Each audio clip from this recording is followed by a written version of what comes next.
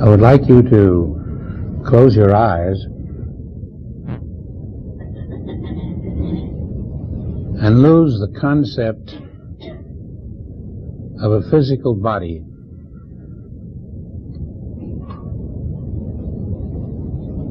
Trade in your concept for a brand new body.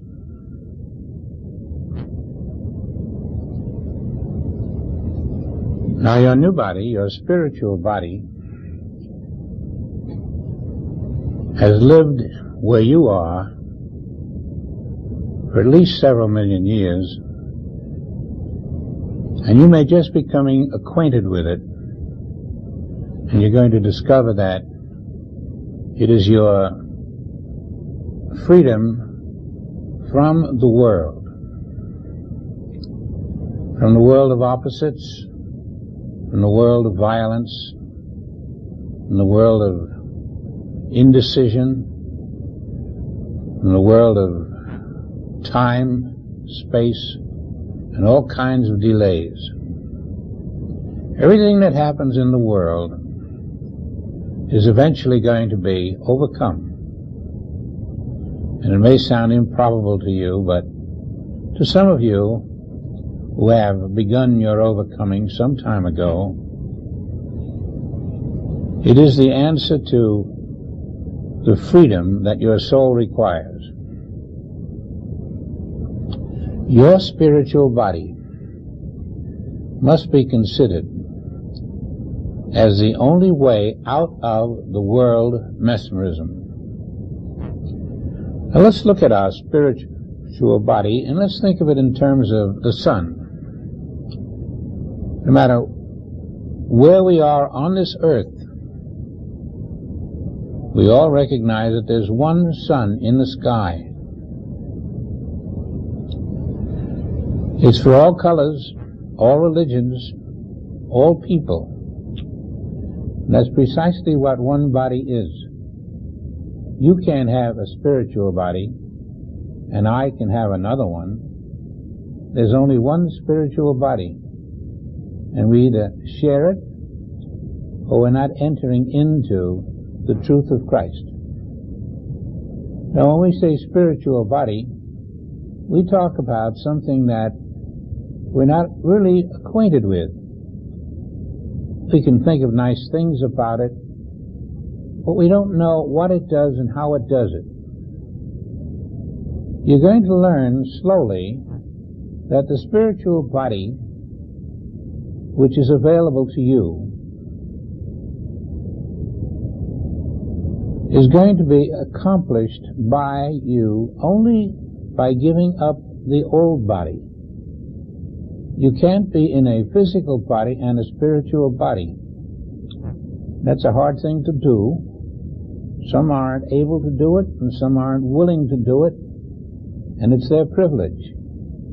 But those who are able and those who are willing must learn why the spiritual body is the most unique possession of an individual. We call it a possession, but it's not. It really possesses us. The spiritual body is what we use to get into that level of consciousness which is not subject to any other level. The only freedom in the world is to live in the spiritual body. Now, there are 5 basics to a spiritual body which you should know about. And one is that the spiritual body is never born. You were born to a woman, and you may be a woman and give birth to other children, but the spiritual body was never born to a woman, and it never gives birth. It is completely without the element of birth in it. The spiritual body is the child of God, and it was placed in the kingdom of God by the Father without birth, without growing, without age, without fear of death, It was placed in the spiritual universe at its full maturity. Your spiritual body has nothing to learn, but the individual who accepts the spiritual body has much to learn. Now, that spiritual body will never die. It can never be injured. It will never be harmed. It makes no difference what anyone says about it. It goes right on being the spiritual body of the universe.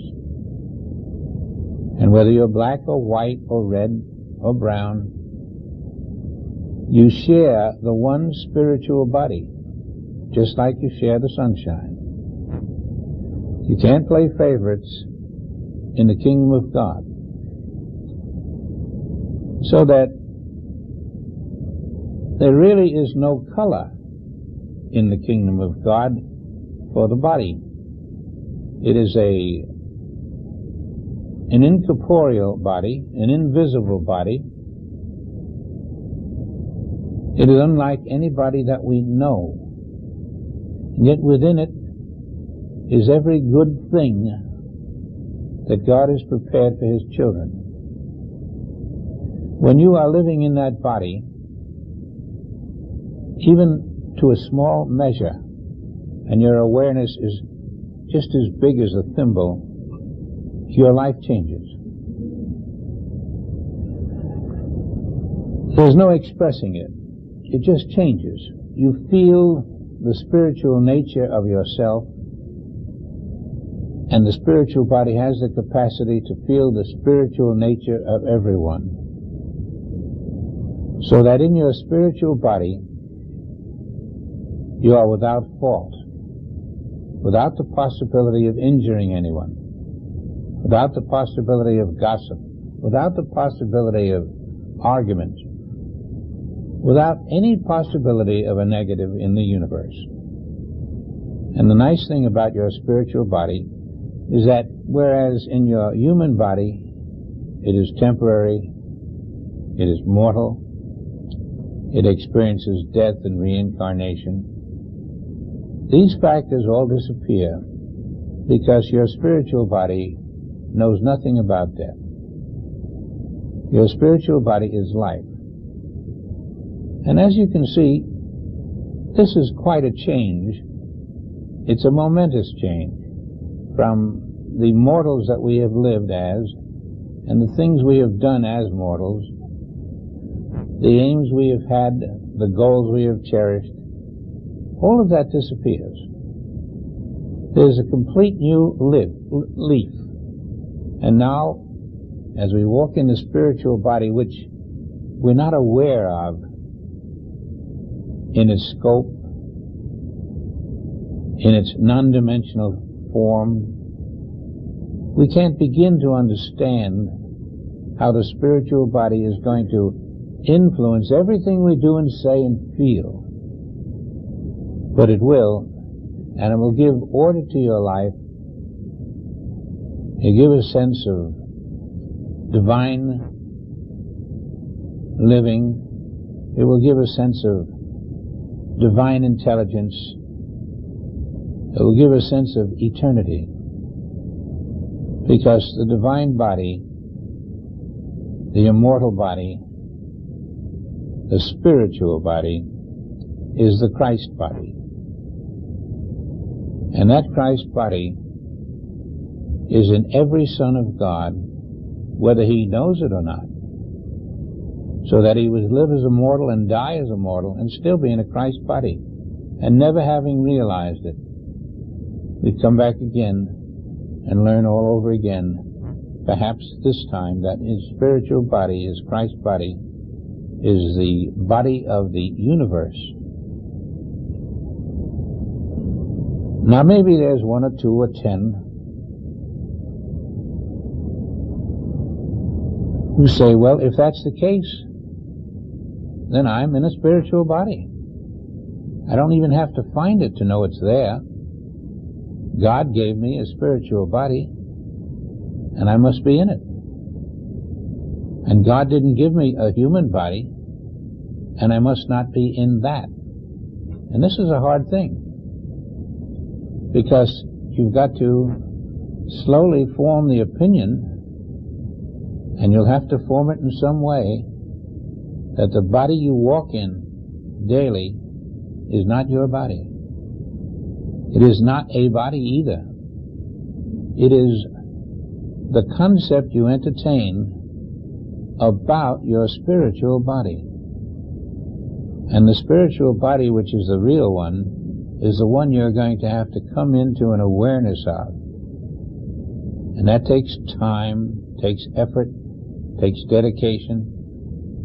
It takes so many things, and yet everything you possibly can do to bring about your awareness of the spiritual body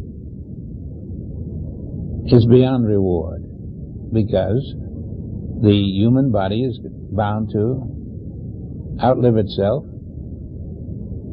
and the only one that remains is the spiritual body. And if you have no concept of what it is, no awareness of how it lives, why it lives, what you can do to become aware of it, then you're missing the life that has been provided for you, and you're living in the imitation of life, which is what we all do for a long time. But we're going now to life. We're going to the realization of that substance which is perfect, which is of God, and which is your substance. The divine life of the Father is your substance. And it's up to you to learn how to prove it to yourself. People can tell you what to do and how to say it and what to think and how not to think. But in the long journey, the only proof of that divine life will come within your consciousness. And you will know, I am divine life. And I need not tell you when that happens. 1,000 firecrackers will shoot off. The sun will burst out of the sky. Things will occur that you never could envision. And you will begin to say to yourself, I am not a person. I may have appeared as a person. That's not who I am. I am something different. I know it's called Christ, but I haven't yet reached the realization of that Christ. But I am not bound by human law. I am not bound by time. I'm not even bound by space. And when I get sick, it's a lie. Divine life doesn't know what sickness is. It's a vestige of the past which I am involved in remembering, and yet it's not a reality. I'll shake this off. I'm not afraid of it. And when I see how easily I shake off these so-called sicknesses, I will realize that something has happened to me.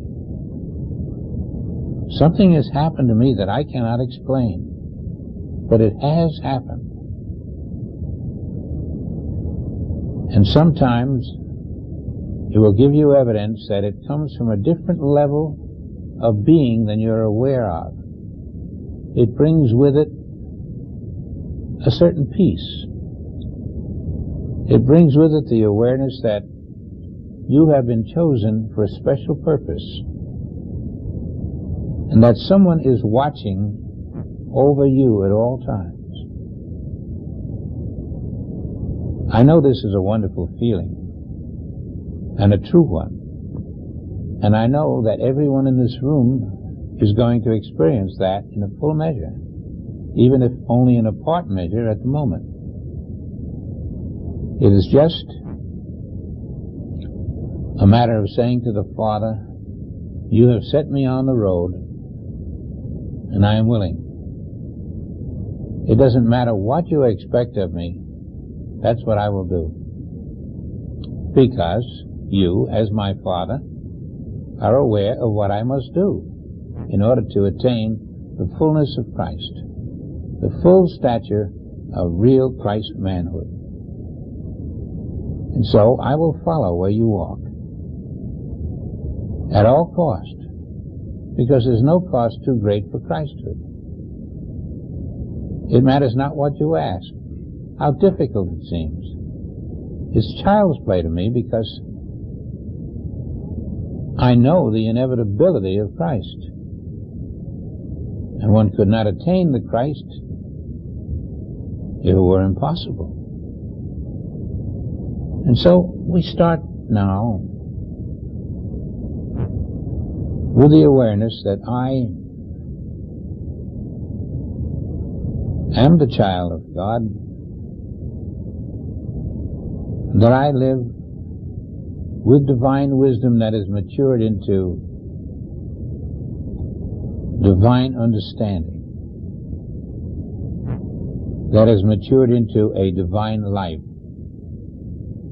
that is under the jurisdiction of one individual who is infinite in nature, who is all-knowing and all-wise. And I live under God in my divine life. And though at first I'm a little bit of awareness, that awareness grows, and I find in God the beginning of an unusual peace, a peace that really I cannot understand because it's so perfect. But it's a peace that comes to me in a certain way to assure me that it is a peace of God. It is a peace that it's beyond my understanding, but nevertheless I understand that I love it and want it and will do anything to maintain it. So anything God requires, I will do. Now this peace covers all situations. It covers the place where once sickness was, where once death was thought of as a probability, an inevitability. The place where all that is ungodly is not. And there is such a place for you. And we are to maintain that level of consciousness which lives in that place of the Most High, where the I that I am cannot be touched,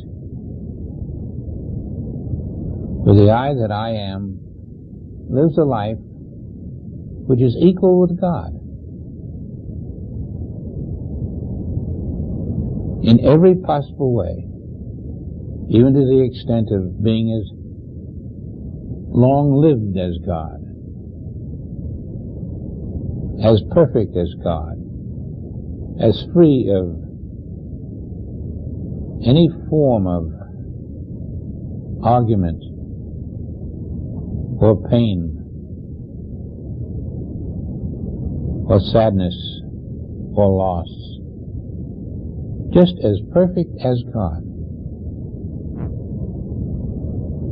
And I live in that, and I find in that the way to the fulfillment of my being.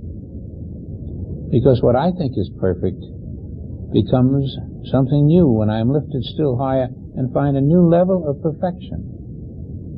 And that level always changes. It always moves up until I find to my surprise that there are infinite levels of perfection. And they all belong to me by virtue of my sonship. Now don't let go of your spiritual body. Even the concept. Hold the concept and know that there is one. Because there is. It is a new level of living. It is the only way you can maintain and attain the fifth level of the universe. The fifth level of life is attained in your soul. But it is because there's a spiritual body in which the soul lives. And that's the sixth level of life. So you're really climbing in your awareness into two levels. The fifth and sixth. The soul and the spirit.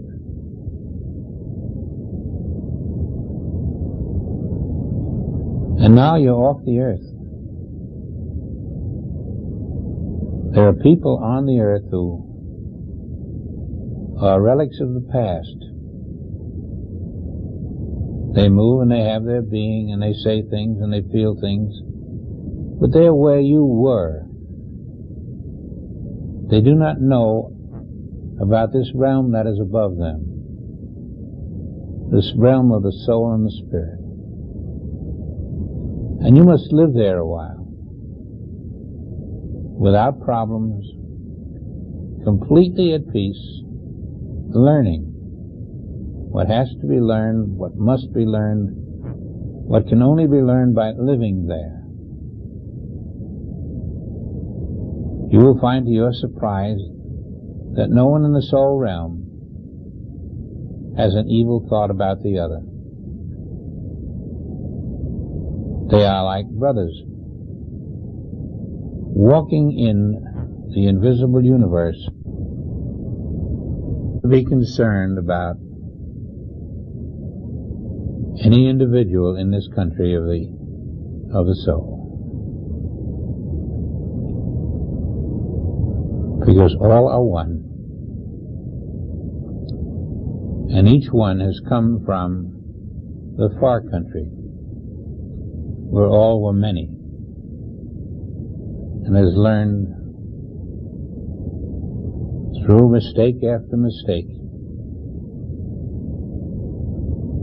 that the far country was not God's world, but rather the world in which illusion was rampant.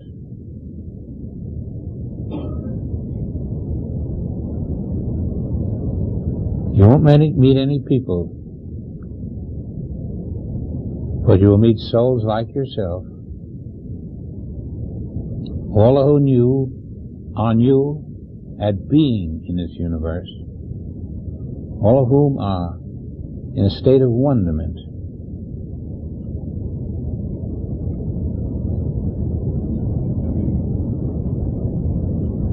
There are no problems in this universe. There is no sadness.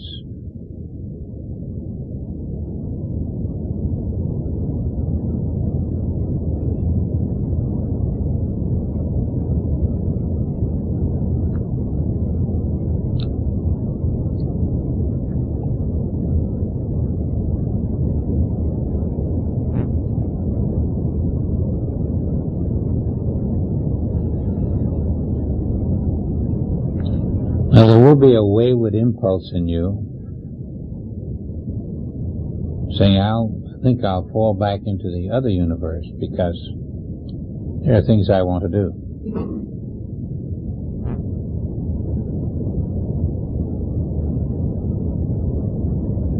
That depends on you. You're given the free will to do so.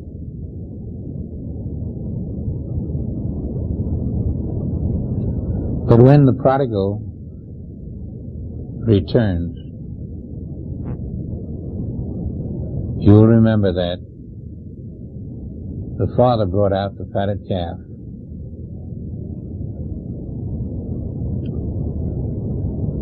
He had come from the far country where he lived with the animals, the pigs. And that was the equivalent of living in the world. When he moved to the Father's house again, when he had attained that level of awareness, which had to be in the Father's house.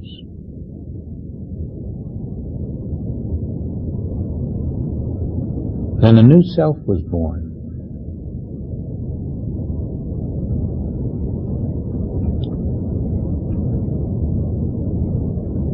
And now you are in the strains of a new birth, a new self.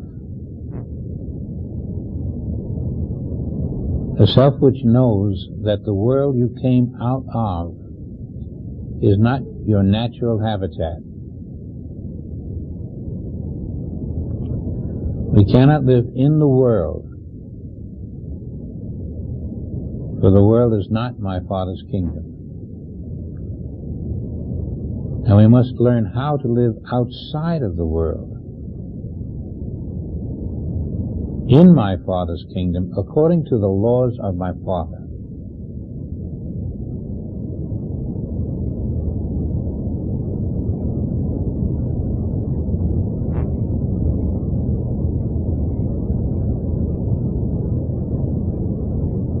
This demands 100% of your attention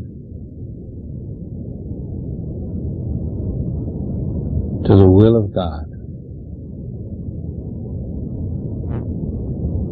and 100% of your own will to fulfill that will of God. And so we move now in a sort of between two worlds. I've had enough of the world in which I cannot attain my fullness, and yet I am not yet able to climb to that level in which my fullness is attained. So I'm in between, and more or less describes all of us.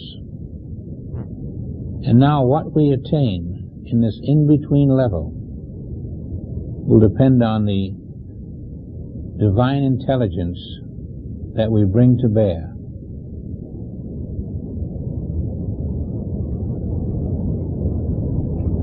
If I have a spiritual body and do not use it, then I'm committing a folly. If I have a spiritual body and can learn to use it, it must be in the way that God has prescribed. And so my spiritual body comes with many do's and don'ts. The moment I decide to use my spiritual body to accomplish this and that of material nature, I'm out. That's not the purpose of my spiritual body, and it won't do that. I can't use my spiritual body for personal ambition. It won't do it. The spiritual body is not at my beck and call. It is provided for God. And unless I am following God's beck and call, I am not in my spiritual body at all. So I say, Father, how do we work the spiritual body? What do we do? The Father says, pay attention, be still, and let the divine will guide you in such a way that what you do is to perform acts of spiritual value which elevate you in the awareness of living in the Spirit.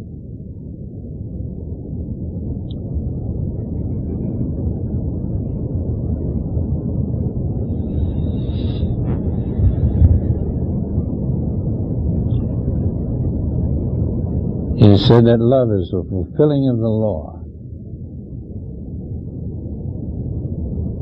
It is not said that the opposite is in any way in the law. And so whoever you find that you cannot love, that is blocking your attainment of the spiritual body. You didn't know you were blocking your attainment when you had negative phrases about that individual. But there's no place for that kind of individual that you are being when you have negative thoughts about another, because you're not seeing through the illusion. The illusion is that there is no one there to have negative thoughts about. You think he or she is this or that. There is no such person. There's no place possible for your negative thoughts to live in. The kingdom of heaven is not the perfect place for you to survive, because whatever you say of a negative nature is untrue. And so you don't qualify. You don't qualify yourself. You've got personal animosities to still fulfill. Now all of that has to go, and quickly. We have been so silly that for thousands of years we've all stood in our own way. You start your new beginning with an understanding that the only thing in my kingdom is the Son of God. There's nothing else to find there. And the Son of God is perfect. There are no bodies, no physical bodies.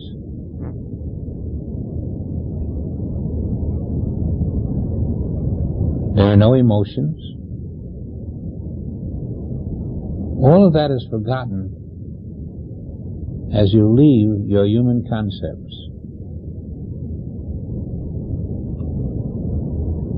You try, if you can, to look at the women who followed Jesus. Do you recall one argument among them?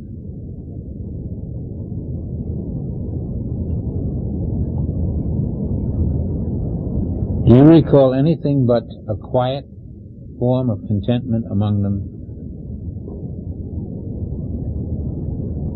They are your role models. Look at them again, and you will find the women who accept God's presence where they are. They actually live in the presence of God.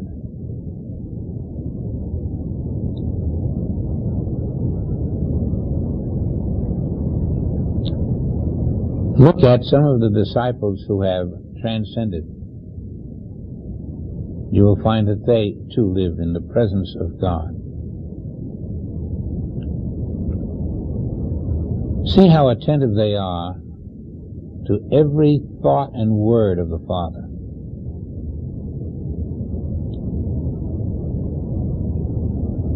When you walk in the path of these individuals, you walk in their company. Not only will you receive their help, but you will find a different degree of activity which leads to the peace, the understanding, the love. And this aura of contentment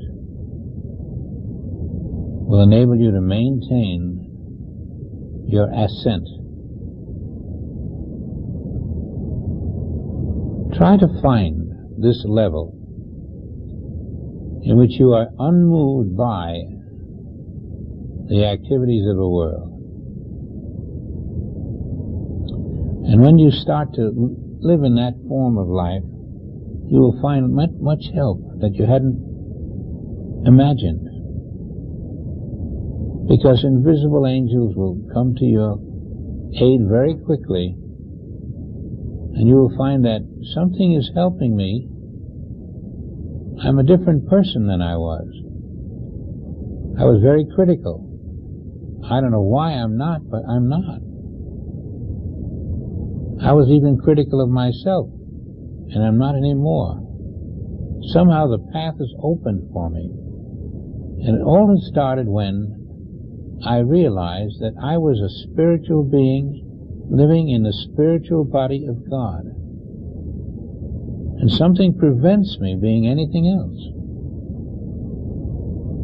The beginnings may be difficult, but quickly there will be a stability, then an assurance, a confidence, and a capacity to develop further into a true son of God. You've got to start somewhere. Start with your new body, your spiritual body. Now let's meditate again on it. And I'd like someday for you to be aware that you've always been in this spiritual body and are now, and to seek a sign which can only come from the invisible Spirit of God.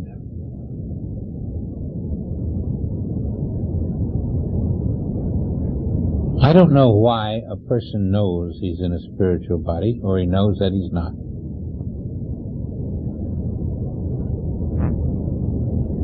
Those who walk in one could possibly tell you why they know they have one.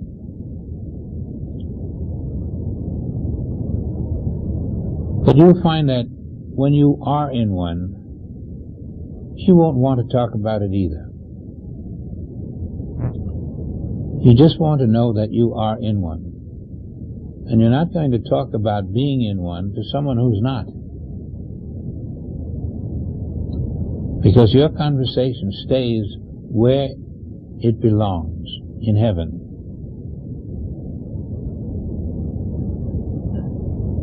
Mortals will find the spiritual body just as you are going to find it.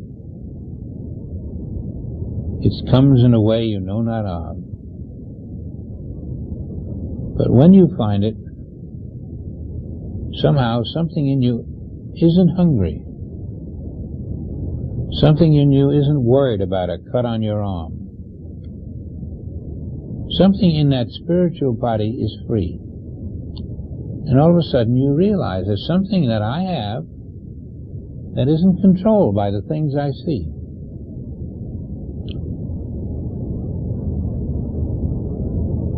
Things come to my mind from a different level. There's no fear in my spiritual body. And one by one you find certain qualities which make it different than any body that you have ever had. So that you say to yourself, apparently I've got a body that is different. And then it dawns on you that you have a spiritual body.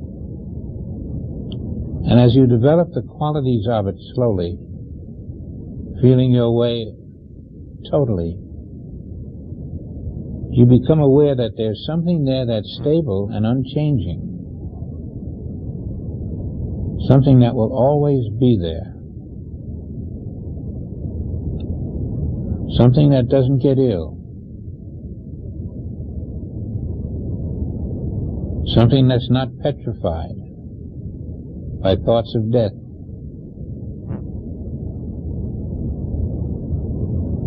In fact, the spiritual body knows that death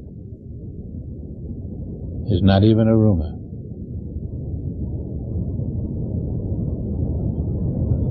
Now this body will not give birth. It will not be a mother, it will not be a father. It will not be a male nor a female. And it will be your body.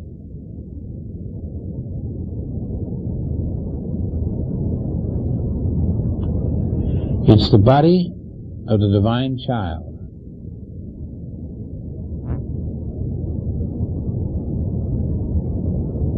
And just a glimmer of a glimpse is enough to set you off until that glimmer becomes a reality in your mind. Because even your mind changes. You are being put into an awareness of something you never heard of before. A body that has a mind that is not a human mind. A body that doesn't weigh a pound. A body that is incorporeal. It's a strange and wonderful body. A body that has no size. A body that is 4 dimensions. And then you discover infinite dimensions. A body that is bigger than the moon. And yet, you start out with an awareness of its smallness. A body that is never sick.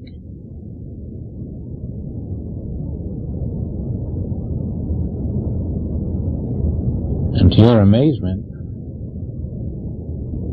that is the body that carries you around all day. And then you find that body does not even know night from day, because there is none.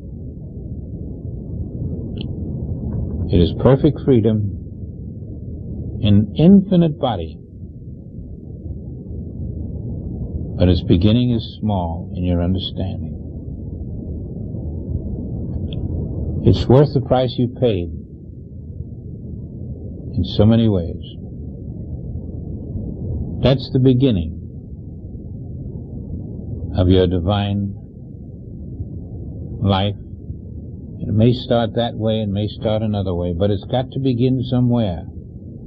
And cherish that beginning. Let it slowly engulf you and grow with you. And notice that it has no such thing as fear. There's no one to fear. It's in a world apart. A world of God. And when the absence of fear comes upon you, you will realize, I have found the location of my spiritual body. It has no personal ambition of any kind, because it has acquired and done all that God had for it to do.